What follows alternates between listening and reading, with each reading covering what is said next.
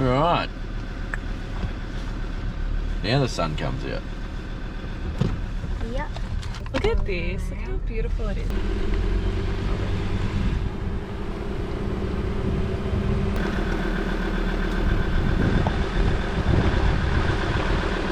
What an interesting night last night. We got absolutely hammered with hailstorms and rain squalls, and yeah, it was a pretty hectic night. But anyway, we're back on the road this You want your window down? Righto. Alright, we're back on the road this morning. Going to keep heading west. We've got a few things to check out as we head towards Warrnambool. We're going to stop off probably near Cape Otway. Just make sure I miss this tree. Have a night there, and then maybe another night before we get to Warrnambool. We'll see how we go. See how long it takes us to get through everything we've got to get through. See everything there is to see. And then we will be really close to that gate post. Then we will be on to Warrnambool, restock, and then keep heading west till we round up into South Australia. So stick around, we'll see what else there is to see and do. Feeling pretty good, feeling fresh. How you feeling? Yeah. Oh, you're good too, hey? Yeah. I'm glad. No, feeling good. Today's exciting. I'm excited to see this lighthouse. I don't think I've ever been inside a lighthouse before. I wasn't going to tell them about that yet. Oh. Just trying to build suspense. Oh. Shh. It's a secret. Don't tell anyone. This is the Maits rainforest walk, and so it was named after one of the early forestry officers in the area. His name was Maitland Bryan, and he would rest his horse somewhere near here on his regular patrol between Apollo Bay and Hortonvale. The actual walk itself was opened in 1993, and it's one of the last remaining stands of cool temperate rainforest in the Otway region that's been untouched by logging. So obviously a lot of this area was logged in the 1800s and into the early 1900s, and yeah, this is one of the last remaining areas that's untouched, so it's a pretty special place. Lisa's came to me and said, "This is only a short walk, isn't it?" I said, "Yeah, I'm pretty sure it's going to take us longer to get ready for the..." Yeah, pretty sure it's going to take us longer to get ready for the walk than actually do the walk. No, we'll leave the radio here. You can't talk to anyone anyway. Radio's here. All right, boots on, beanie on, boots. jumper on, Boots. It's on. crumbs on. Beanie. You ready to go? Yeah. 30-minute circuit, so it should only take us an hour. That'll be good. 30-minute circuit with a 2-year-old. Oh, there's a hollow tree, Harrison. A what? Tree. Holy. Julie, look at how big that is.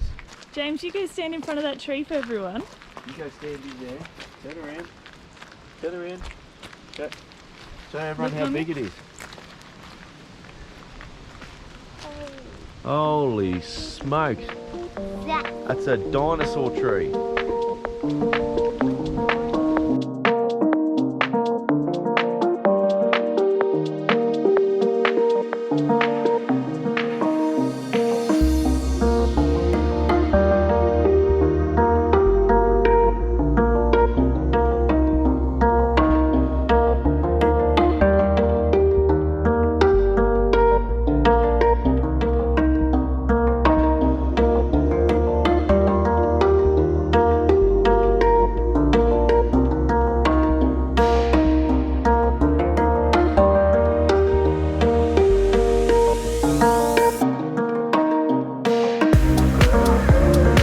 It's actually pretty cool that it's raining while we're in the rainforest. It's a beautiful day for it.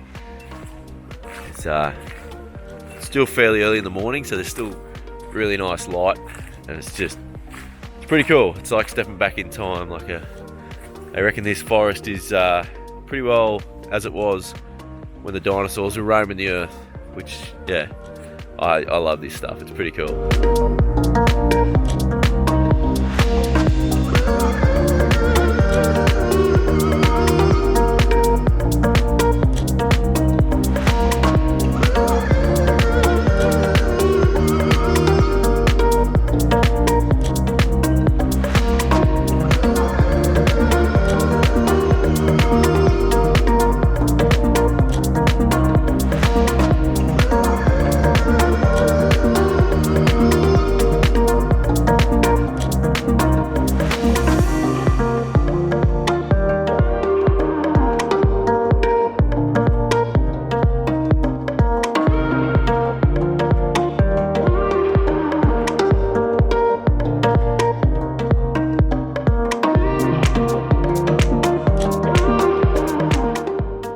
Just reading about this tree.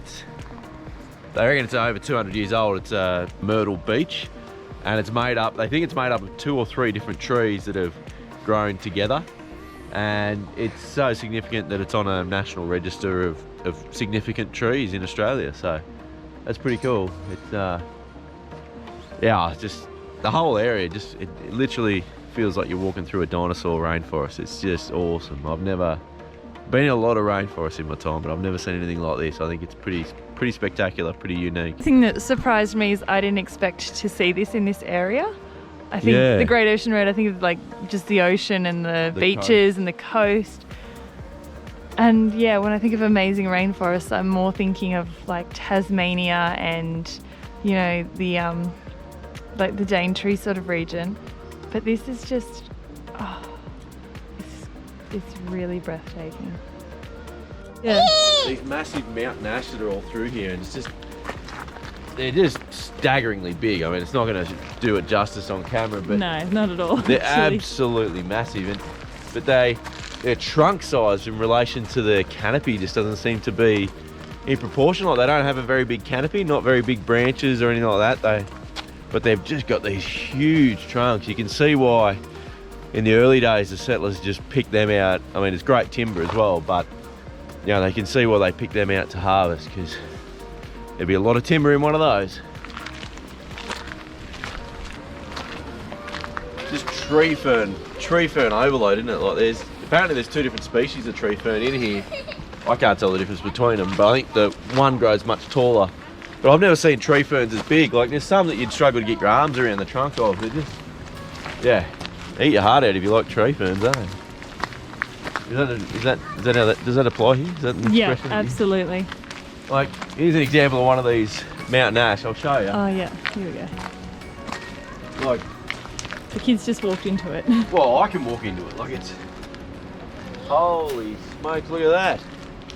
Like, it is just an epic tree. Giant hole. Giant hole in a giant tree. Giant tree, huh? Like, it must be, I don't know, be close to 2 meters in diameter. Another interesting thing about these mountain ash is that they're the tallest flowering plant in the world.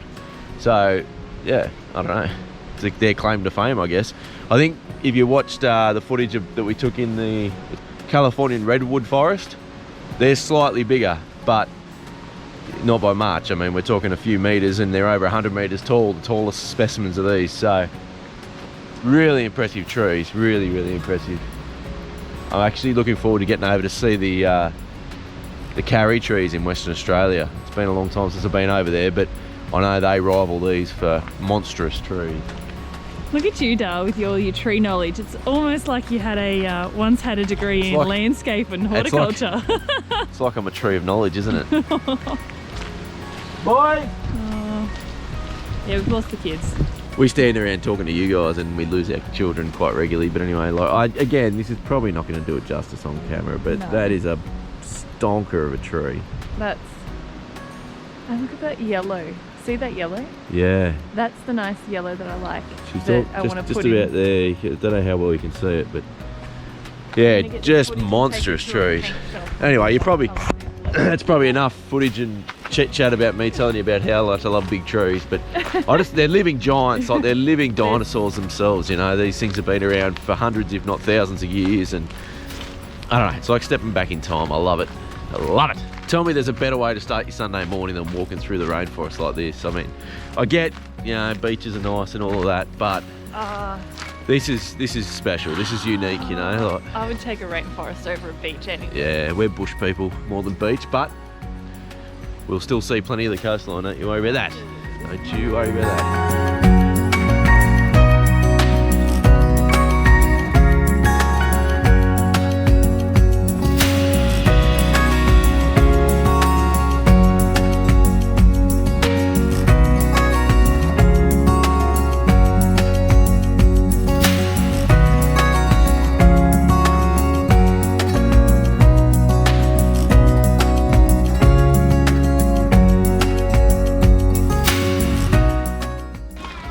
Yeah, mate. What's that? We're back at the start. That must have been a loop. Do you think it was a loop? But we didn't even see any dinosaur bones. Oh, I think there's a special spot I know of. We're going to have to get in the car, go for a bit of a drive, and then we'll find them.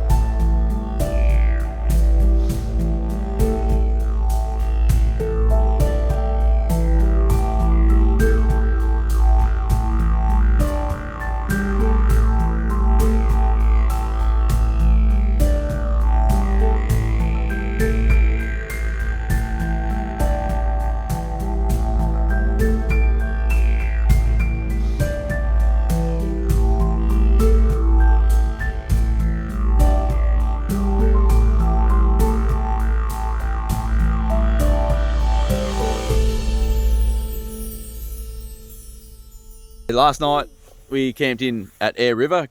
Beautiful little spot, nice little spot on the river. It's pretty wet here at the moment. There's been a lot of rain obviously, and there's king tides at the moment, which is making the river flood. So the river's quite high, a lot of water lying around, but nice night.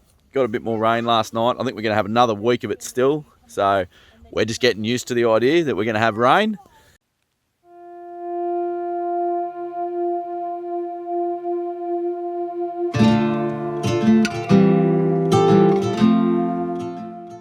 Cape Otway was an interesting little stop. There's a lot of European history there.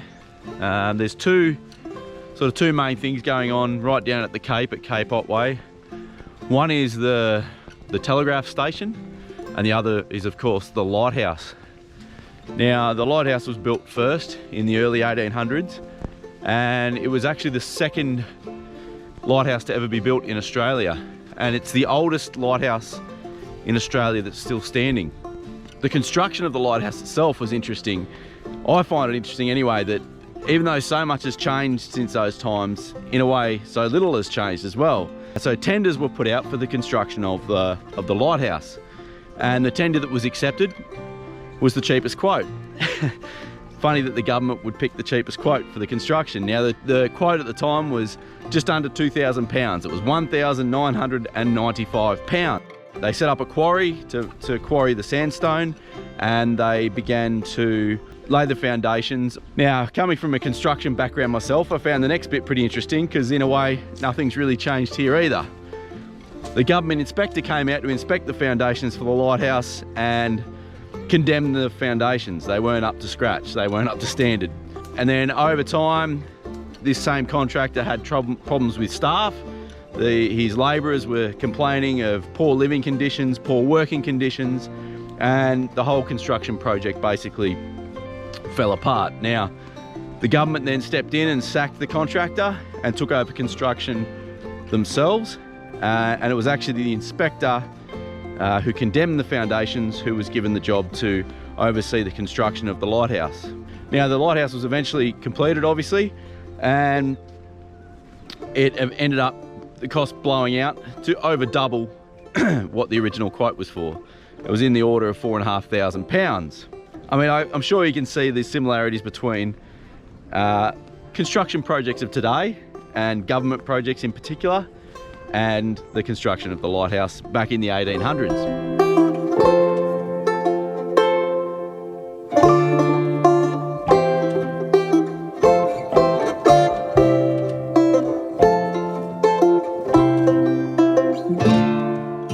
We're gonna keep heading west Gonna go stop off and have a look at Johanna Beach. A few big highlights coming up. We haven't got to the 12 Apostles yet, which is obviously well known, but there's some other really good spots coming up too, so stick around, can't wait to show you. It was all going so well. Like so much of our marriage, darling, almost perfect. And then you open your mouth. Oh, you're coming up with the funnies now, eh?